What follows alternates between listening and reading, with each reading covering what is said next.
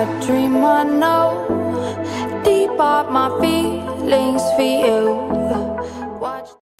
Hello reality viewers, welcome back again to Reality Latest Gist, the home of news and politics. For this channel, we dey drop news every day and we dey react to every videos wey comes our way. And na reality news now we dey drop for this channel, and we dey also dey talk am as e be. If today na the first time we say you dey come across this channel, you are highly welcome. Thank you so much for stopping by. And if you are returning subscribers, I appreciate all of una for una massive support to this channel. I say may God bless all of una in Jesus' name. Amen. I get video where I want present to una this very moment, and I go to follow una, they watch the video. After we don't watch them together, make we drop our opinion constructively for the comment section. Like our videos and also share our videos if possible. Bye for now. Program this evening. Running for public office means that you will be subjected to public scrutiny. As the name implies, it means your background, your finances, even your family ties. Nothing is really off the table when it comes to running for public office. And Nigerians today woke up to a story published by Bloomberg detailing how Aranda Overseas Corp, which is a company belonging to Seyi Tinubu, the son of the president-elect Bola Tinubu, is said to have purchased a London mansion, which the Nigerian government had tried to seize as property bought with the proceeds of crime. Well, according to the report, he bought the property for $10.8 million, that's about £9 million, through the company in which he has majority shares in 2017. And the details of the company is publicly available on the UK government's website. And the property is said to have previously belonged to Mr. Kolawole Aluko, whom the federal government, under the President Muhammadu Buhari administration, has accused of billions of naira worth of fraud and of buying the mansion with embezzled funds. So this story has gotten a lot of Nigerians, even people outside of Nigeria, talking about the case, especially because it is coming less than a month to the inauguration of the president-elect. Well, Channels Television has reached out to Mr. Seyi Tinubu and the spokespersons of the president-elect, as well as the EFCC, but we're yet to get a response. But let's get some learned opinion on this, just to sort of give you an insight into what we're dealing with here. We're joined on the program by a legal practitioner, Mr. Dapo Otitoju, who joins us virtually from the nation's capital, Abuja. Well, good evening, and thank you for joining us on the program. Well, we'll try to make do with the picture quality, but just to get to the heart of the matter. Like a lot of Nigerians, you've seen this report, and I wonder for you, what are the issues at stake here?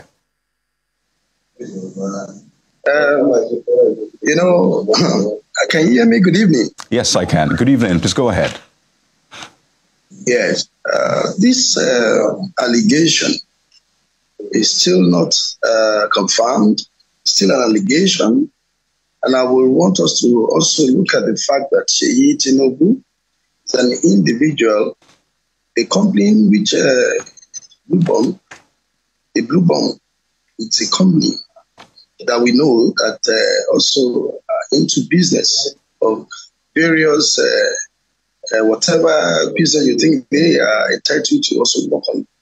But be that as it may, I believe that every individual have a right to acquire properties as the demands may come to them. Now, looking at the issue at stake, just because Seyi Tinubu is the son of the president-elect does not mean that he does not have a right to acquire property. He is not the president-elect, and neither has he also assumed position in Nigeria. So now think of the fact that in the oil sector, Seyi Tinubu is somebody who has made money from various businesses. And so he has rights as an individual to acquire property. So are we saying that if a president, if the father is a president, he himself does not have a right to acquire property from his own business, from his own resources? By all standards, Tinubu is not a poor man. And as such, if he has a property that he wants. Okay, well, looks like we lost connection with you there for a moment, Mr. Otitoji. But if you're still there, looking at the details of the company, Aranda Overseas Corporation, which, as I said, is publicly available on the Companies House website of the UK government. It says the country of incorporation, Virgin, the British Virgin Islands, puts the address, essentially puts details of the company, which is in reference here by the Bloomberg report. And I wonder for you as well, a lot of people are raising the moral question as to, $11 million, $10.8 million, we could round it off to that. A lot of people are asking the moral question that, that is a huge sum of money, isn't it? Yes, I am.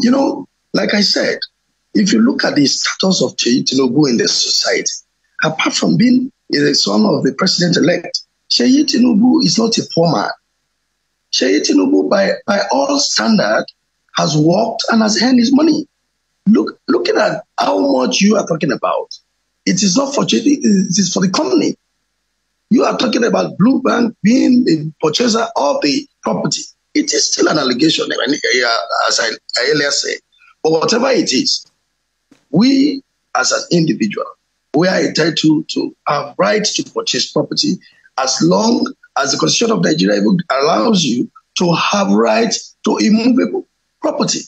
Seyi Tinubu is in Nigeria. He can acquire property, let alone property that was acquired abroad. And what the problem is, you are not blaming Seyi Tinubu. You are saying Blue Bank. Blue Bank is a company. Seyi Tinubu is is the CEO of the company. So you have to be able to separate Seyi Tinubu from Bola Ahmed Tinubu. Bola Ahmed Tinubu is a president. Bola Ahmed Tinubu has not even assumed office, let alone now maybe making the rounds that it is a process of corruption. So I don't agree with those who are talking about the fact that the money is huge, 11 million US dollars, pounds. As long as Seyi Tinubu is an individual, he has worked, he's still working, and he can acquire property as much as he can. So long as there's no linkage of the Nigerian resources with him. He has not held any public office. He's not the governor. He's not the deputy governor. He's not holding any elective or public office. He's a businessman. So I believe that we should stop this making round and concentrate on better things. Well, it's interesting you say that that's not a huge sum of money for a lot of people. That is huge, and I imagine for a majority of people. But another issue at stake here. So Bloomberg published that report.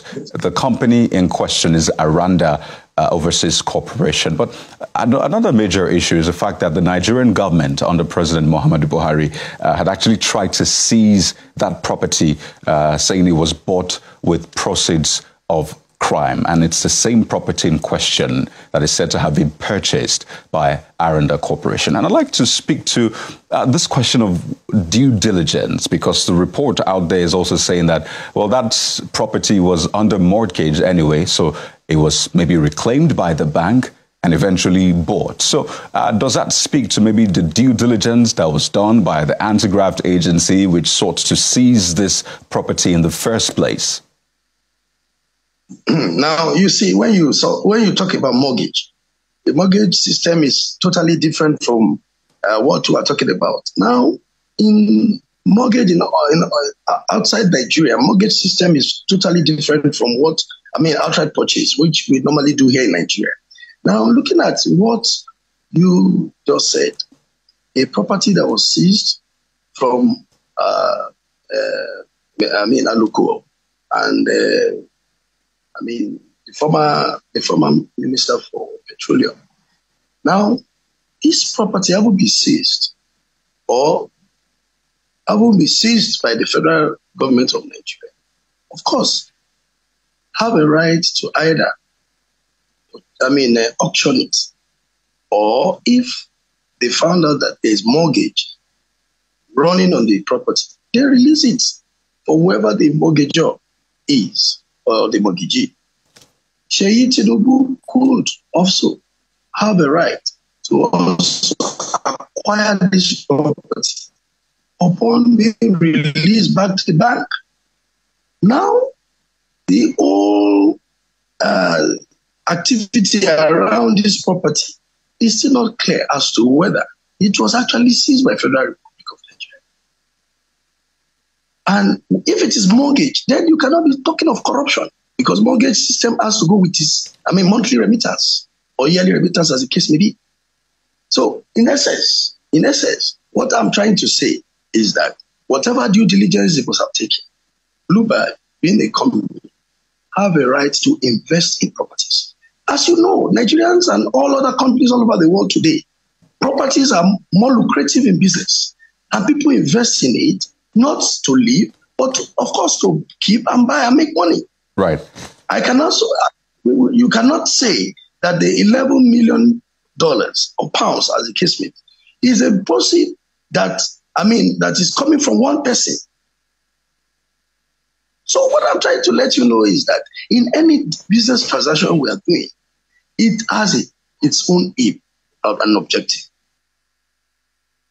All right, let's wind down on this. Again, Bloomberg is an organization that published a report, and the company in question that purchased the property from that report is Aranda. But what kind of impact do you see this having on, well, the image of the president-elect, the swearing-in, which is expected in less than a month away? With this kind of report, what kind of impact do you see it having on his image and, of course, the swearing-in and his administration as a whole, I should add?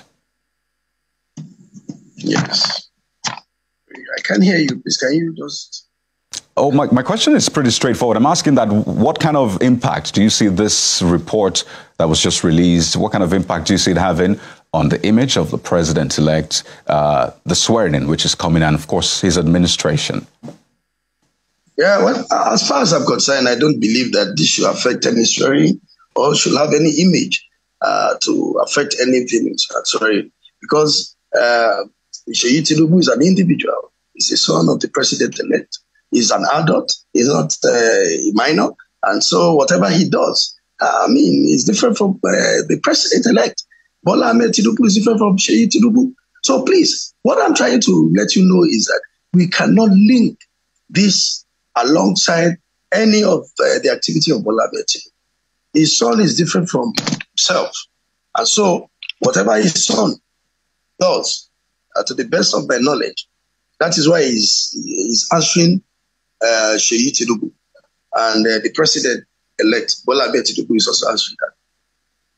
So, in cases like this, in other climes, there's the Hunter Biden case, for example, is a major reference point. But in terms of how Nigerians receive this, the anti-graft stance of this current administration and, in fact, international perception, because Bloomberg said that he actually bought that property cash down. So does that bother you in any way with that quantum of cash? Now, Bloomberg is a company. Like I said, it's a company. And it is not only Seyi Tinubu that is a major stakeholder in that company. Seyi Tinubu could also have facilitators, contributors within the company to have bought that property. That's why I say it could be a pool, a system whereby you pull resources together to acquire a property for purposes. So for now, it's still not verifiable. I could not have said, Seyi Tinubu has not told you that he is the owner of the money. The entire money used in buying the property. So I feel that we should concentrate more on the facts that is verifiable, and not. All right. Well, these issues are actually there, and Nigerians will naturally ask the question, because that's what governance is about, being accountable to the people in different ways. And I'm sure a lot of Nigerians will be waiting to at least hear the other side, and we'll keep asking those questions, hoping to, of course, hear from them soon enough. But we'd like to thank you so much for shedding some light on this. We've been speaking with Mr. Dapo Titoju, who's a legal practitioner. Thank you. At least we try to make do with the conversation in spite of the picture quality. Thank you so much for your time.